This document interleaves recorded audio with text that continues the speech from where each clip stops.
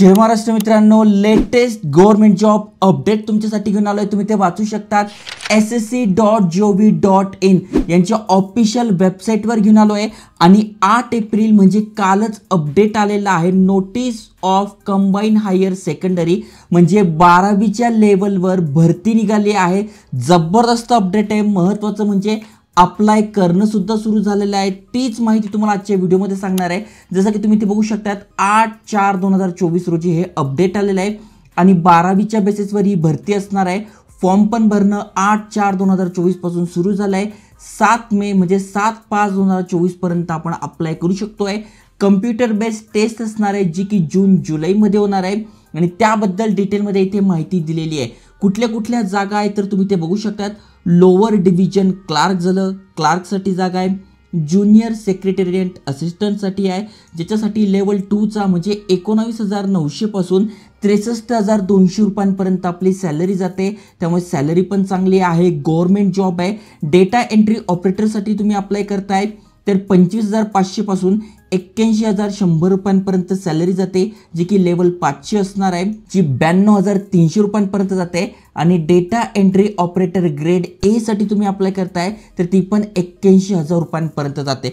Total इथे किती जागा आहे तर तुम्ही ते बघू शकता 3,712 वॅकन्सीज आहे फक्त 12वीच्या बेसिसवर।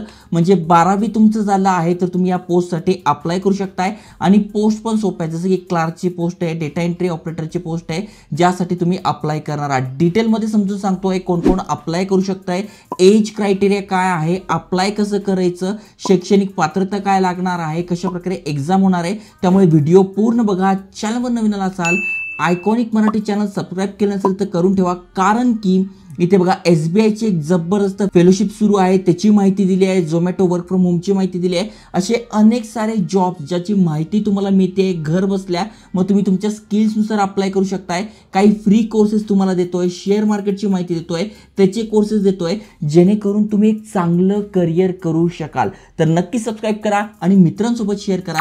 चला तर बघूया डिटेलमध्ये।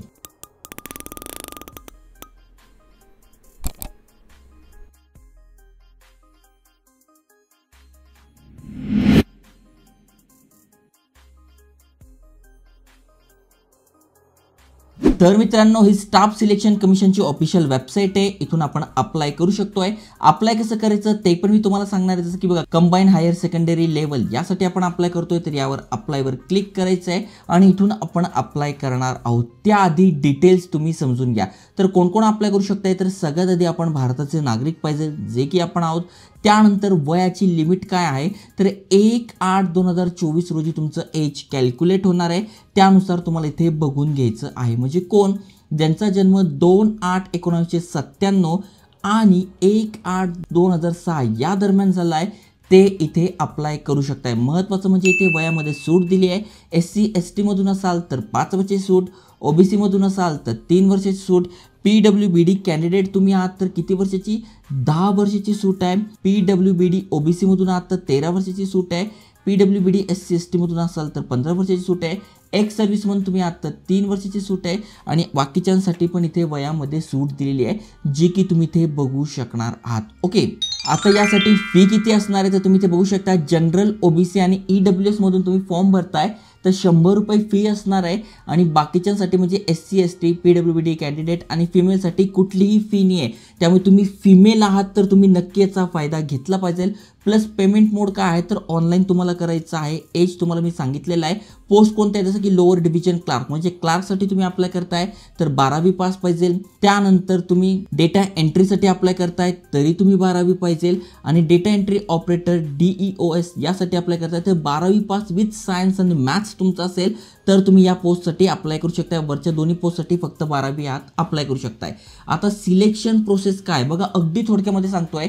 जर PDF वर तुम्ही बघायला गेले तर थोडं किचकिट असतं समजायला, पण अगदी थोडक्यामध्ये तुम्हाला समजून सांगतोय। जसं की सगळ्यात आधी आपली कम्प्युटर बेस्ड रिटर्न टेस्ट होणार आहे, जी की ऑनलाईन असणार आहे। ओके, ती कधी असणार आहे तर बघा PDF मध्येच इथे डिटेलमध्ये सांगितलंय, जी की जून-जुलैच्या आसपास असणार आहे। सुरुवातीलाच मी तुम्हाला सांगितलं होतं जून-जुलैच्या आसपास तुमची पहिली जी एक्झाम असणार आहे ती असणार आहे। ओके, त्यानंतर तुमची सेकंड रिटर्न टेस्ट होणार आहे, जी पण CBT कम्प्युटर बेस्ड टेस्ट असणार आहे। ती मे बी नोव्हेंबर-डिसेंबरच्या आसपास होऊ शकते। त्यानंतर तुमची स्किल टेस्ट असते, जसं की बघा तुम्ही डेटा एंट्री ऑपरेटरसाठी करताय तर मग तुमची टायपिंग वगैरे टेस्ट असणार आहे. त्यानंतर इथूनही तुम्ही पासआउट झाला तर डॉक्युमेंट व्हेरिफिकेशन होणार आहे, मेडिकल एक्झामिनेशन होणार आहे आणि तुम्ही भारत सरकारचा गव्हर्नमेंट जॉब करू शकणार आहात. त्यामुळे चांगलं अपडेट आहे, नक्की शेअर करा.